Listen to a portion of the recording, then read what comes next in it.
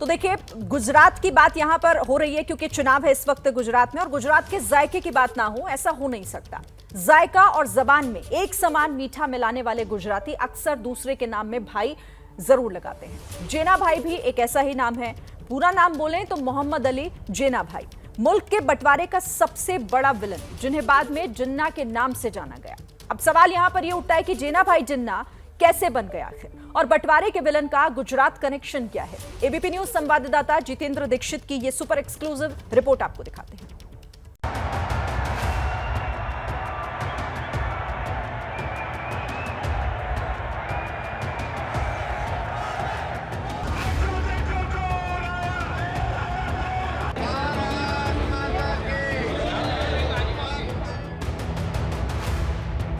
उत्तर प्रदेश के अंदर भी कमल खिला है, तो उसमें माननीय मोदी जी और माननीय अमित शाह जी का सबसे बड़ा योगदान।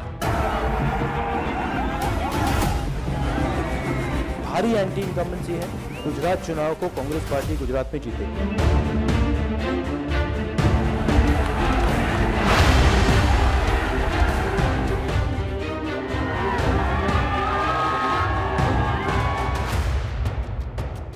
वादों की किताब है, दावों का हिसाब है, वोटरों को साधने की जोर आजमाइश है।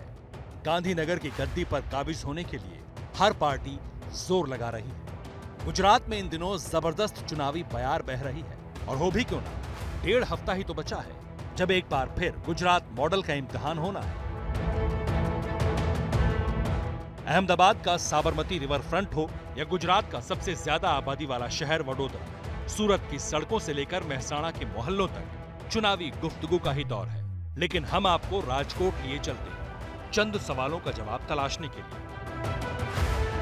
क्या बंटवारे के विलेन मोहम्मद अली जिन्ना का राजकोट से कोई ताल्लुक है?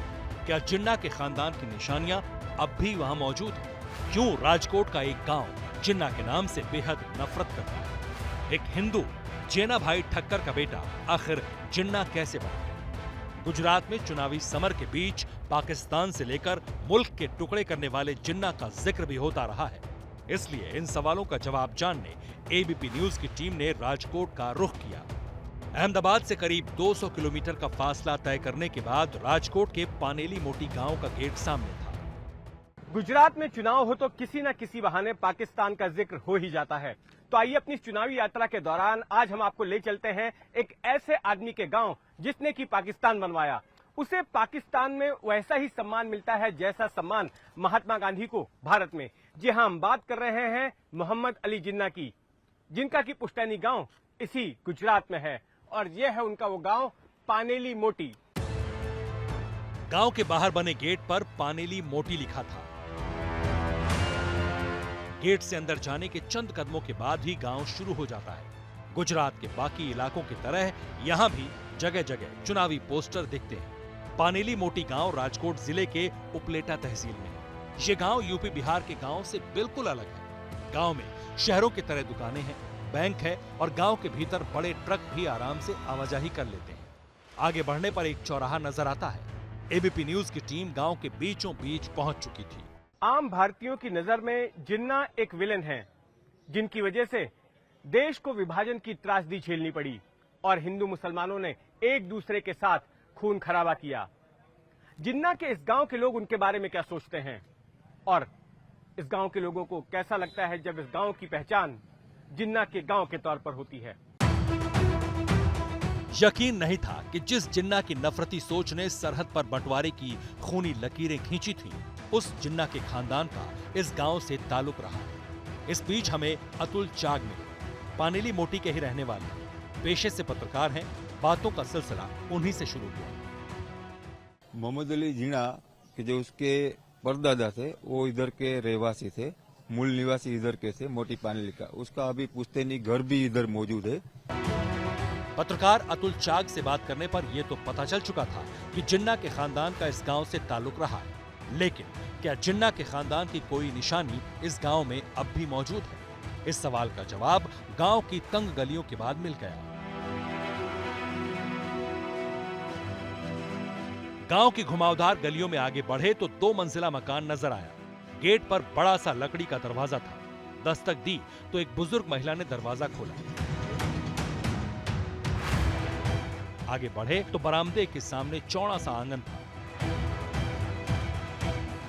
कोने में मोटरसाइकिल खड़ी थी, कुछ कपड़े भी सूख रहे थे। बरामदे के कोने पर पानी से भरे 2 मटके थे। सामने नल के नीचे प्लास्टिक की बाल्टियां थी, जिनके ठीक सामने ऊपरी मंजिल को रास्ता जाता था। ऊपरी मंजिल पर जाने वाली सीढ़ियां काई से काली पड़ चुकी थी, कुछ सीढ़ियां टूट चुकी थी। हम मोहम्मद अली जिन्ना के पुश्तैनी घर में मौजूद हैं और ये घर आज भी उसी तरह का दिखता है जैसा कि उस वक्त दिखता था जब जिन्ना के दादा यहाँ पर रहते थे और जिन्ना जब बचपन में यहाँ पर आते जाते रहते थे। 2 मंजिलों का ये घर है, एक ये निचली मंजिल है और इसके ऊपर एक मंजिल है और इन दोनों ही मंजिलों पर 2-2 कमरे बने हुए हैं।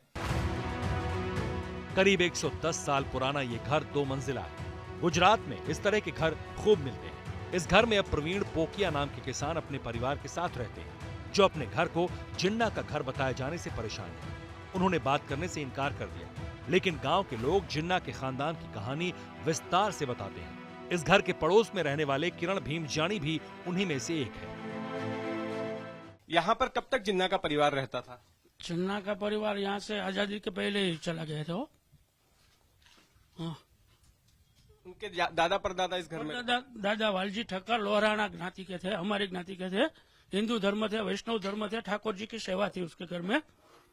उसका बेटा पुंजाभाई, वालजी ठक्कर का बेटा पुंजाभाई, जिन्ना का दादा, मोहम्मद अली जिन्ना का दादा, ये यहाँ पले बड़े हैं।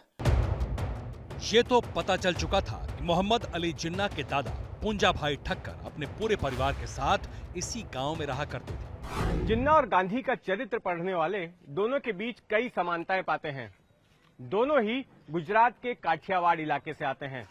जिन्ना का जन्म यहाँ इस गांव में हुआ तो यहाँ से 95 किलोमीटर के फासले पर ही पोरबंदर में गांधी का जन्म हुआ था। दोनों ने विदेश में वकालत की पढ़ाई की और दोनों के ही विलायत जाने से पहले उनके घर वालों ने कम उम्र में उनकी शादी करवा दी, इस डर से कि कहीं ये लोग विदेश में जाकर शादी न कर लें। पूंजाभाई ठक्कर के सबसे छोटे बेटे जिन्नाभाई ठक्कर के पुत्र थे मोहम्मद अली जिन्ना। इतिहासकारों के मुताबिक 16 वर्ष की उम्र में मोहम्मद अली जिन्ना की शादी गुजरात के मोटी पनेली गांव की एमीबाई से हुई थी। लेकिन शादी के बाद मोहम्मद अली जिन्ना और एमीबाई की मुलाकात कभी नहीं हुई। गांव वालों ने एक खास बात बताई। ये बताइए कि जो जिन्ना की पहली शादी हुई थी वो भी क्या इसी घर से हुई थी? जिन्ना की बारात इसी घर से निकली थी? वो तब तो मैं नहीं था, पर मैंने सुना है यहाँ से उसकी बारात निकली थी और खोजा बेराजा गांव है, वहाँ यहाँ से उनकी बारात गई थी। अच्छा, वो गांव कितनी दूर है यहाँ से? वो तो पता नहीं है। वो उस नाम के गांव पर ये बारात गई थी, यहाँ से गई थी, यहाँ से ऐसा सुना है। उसने शादी इधर से ही की थी। इधर के जामनगर डिस्ट्रिक्ट में जो छोटा सा गांव है वहाँ पे उसकी बारात गई थी। वहाँ के बाद वो बाद में कराची शिफ्ट हो गए थे बिजनेस के लिए। मोहम्मद अली जिन्ना के दादा हिंदू थे, लोहाना ठक्कर जाति से ताल्लुक रखते थे। गाँव वालों के मुताबिक पूंजाभाई ठक्कर का परिवार भगवान कृष्ण का भक्त था, तो फिर जिन्ना का खानदान मुसलमान कैसे बन गया? पोरबंदर वेरावल दरियाई पट्टी से मछलियों का बिजनेस करते थे, इसलिए हमारी नात ने उसको हिंदू धर्म से निकाला था, नात बार किया था उसको। और बाद में उसने इस्लाम धर्म अंगीकार किया, इस्माइली धर्म, खोजा का धर्म अंगीकार किया। उसके घर में ठाकुर जी की सेवा थी। मैंने सुना है जब तक 3 दिन तक उसके घर खाना नहीं पका था। उसकी बीवी चुस्त वैष्णव थी, ठाकुर जी की सेवा करती थी, तुलसी जी के पौधे का पानी पिलाती थी और श्री कृष्ण शरणमोम का जाप करती थी। जिन्ना के खानदान वाले मकान के अहाते में बातों का सिलसिला चल निकला था। गांव के लोगों ने बताया कि इस्लाम धर्म अपनाने के कुछ दिन बाद जिन्ना के दादा ने फिर से हिंदू धर्म अपनाना चाहा, लेकिन ऐसा मुमकिन नहीं हो पाया। उसका दादा पुंजाभाई को पछतावा हुआ कि यह धर्म मैंने गलत अंगीकार किया है। वो गया राजकोट, वो वल्लभकोट का आचार्य था उस टाइम का, उसके पास। तो उसने फिर बोला कि मैंने ऐसा किया है, मुझे फिर से वापस हिंदू में आना है। तो आचार्य जी ने ना बोला कि बार बार ये धर्म परिवर्तन नहीं कर सकते आप। इसलिए 2 जग भरी जिंदगी थी उसकी। घर में श्री कृष्ण शरणमोमा का जाप हुआ था और वो 2-3 टाइम इबादत करता था। मोहम्मद अली जिन्ना के दादा की जब हिंदू धर्म में वापसी मुमकिन नहीं हो पाई तो पूरा परिवार कराची चला गया, लेकिन नाम के आगे काठियावाड़ी पहचान नहीं छोड़ी। इसलिए जिन्ना का नाम मोहम्मद अली जिन्ना भाई रख दिया गया। इतिहासकारों के मुताबिक कराची में जिन्ना भाई की मुलाकात सर फ्रेडरिक ली क्राफ्ट से हुई। फ्रेडरिक कराची में managing agency Douglas Graham and company के जनरल मैनेजर थे। जिन्ना फ्रेडरिक की सलाह पर कारोबार सीखने लंदन गए और यहीं उन्होंने अपने नाम से जिन्ना भाई हटाकर जिन्ना कर लिया। मुस्लिम धर्म अपनाने के बाद भी पुंजालाल ने अपने बच्चों की परवरिश खुले धार्मिक माहौल में की, जिसमें हिंदू और मुस्लिम दोनों का प्रभाव था। इसलिए जिन्ना शुरुआत में धार्मिक तौर पर काफी आजाद ख्याल और उदारवादी थे। वैसे कईयों को ये जानकर ताज्जुब होगा कि जिन्ना ने पाकिस्तान को धर्म के आधार पर बनवाया था, लेकिन खुद जिन्ना इस्लामी रीति रिवाजों को नहीं मानते थे और न ही कुरान में दी गई हिदायतों का पालन करते थे। वे सूअर का गोश्त बड़े ही चाव से खाते थे और उनकी शामें विस्की की चुस्कियों के साथ बीतती थी। दोनों ही इस्लाम में हराम हैं। मोहम्मद अली जिन्ना के बारे में कई किताबें लिखने वाले लेखक मोहम्मद वजीहुद्दीन भी ऐसा ही मानते हैं, जिनके मुताबिक जिन्ना को न तो अरबी आती थी, न फारसी और न ही उर्दू। इस्लाम के बारे में उनका ज्ञान सतही से भी कम था। इस्लाम के नाम पे कंट्री जरूर बना लिया होगा इन्होंने, लेकिन जिन्ना को जिंदगी में खुद जो है न इस्लामिक वैल्यूज़ का उतना ज़्यादा कुछ पता था, न उनको जो नॉर्म्स हैं क्या सही है क्या गलत है। वो विस्की और पोर्क बहुत पसंद करते थे। तो ये साबित करता है कि जिन्ना कितने बड़े मुसलमान थे। ये हिस्ट्री तारीख ने रिकॉर्ड कर रखा है। जिन्ना भले ही खुले मिजाज के रहे हों, लेकिन तारीख गवाह है कि जिन्ना का जहन नफरती था। हिंदुओं से नफरत, हिंदुस्तान से नफरत। इस नफरती सोच से पाकिस्तान जैसा आतंकी मुल्क वजूद में आया। इसलिए पनेली मोटी गांव के लोग जिन्ना का नाम तक नहीं लेना चाहते। जो शख्स मुल्क के बंटवारे का सबसे बड़ा विलेन है, जिसकी जिद ने लाखों बेगुनाहों की जान ली थी, उसके साथ नाम कौन जोड़ना चाहेगा। खैर, जिन्ना का इतिहास और पनेली मोटी से जिन्ना के खानदान का ताल्लुक जानकर हम आगे बढ़े। चौराहे पर गांव के लोग मिले, बातें चुनावी हो गईं। जिन्ना के इस गांव में भी चुनावी सरगर्मी देखी जा रही है और यहाँ का सियासी मूड क्या है, आइए जानने की कोशिश करते हैं इस गांव के लोगों से। क्या लगता है भाई साहब, इस गांव में किसका पलड़ा भारी लग रहा है? इस विधानसभा सीट पर जहां ये गांव पड़ता है, वहां किसका पलड़ा भारी नजर आ रहा है? भारतीय जनता पार्टी। इस गांव का उम्मीदवार हमारा गांव का है, भारतीय जनता पार्टी का उम्मीदवार अच्छा है, शिक्षित है, इसलिए गांव एक हो गया है। भारतीय जनता पार्टी हमारे गांव का ही कैंडिडेट है, अच्छा काम किया है, एजुकेटेड है, शिक्षण पे ध्यान देगा, गांव का विकास होगा, इसलिए हम तो बीजेपी को ही वोट देंगे।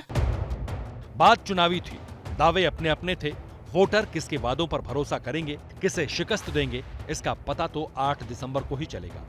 लेकिन एक बात और जान लीजिए, वो ये कि 90 के दशक में अरबों का शेयर घोटाला करने वाले हर्षद मेहता का जन्म भी इसी पानेली मोटी गांव में हुआ था।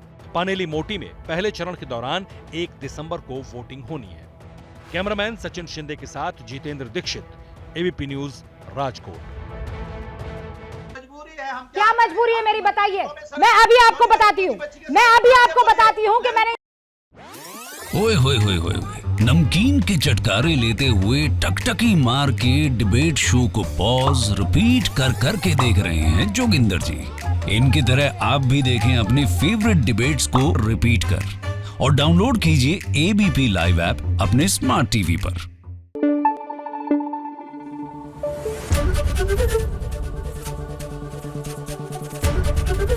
एबीपी न्यूज आपको रखे आगे।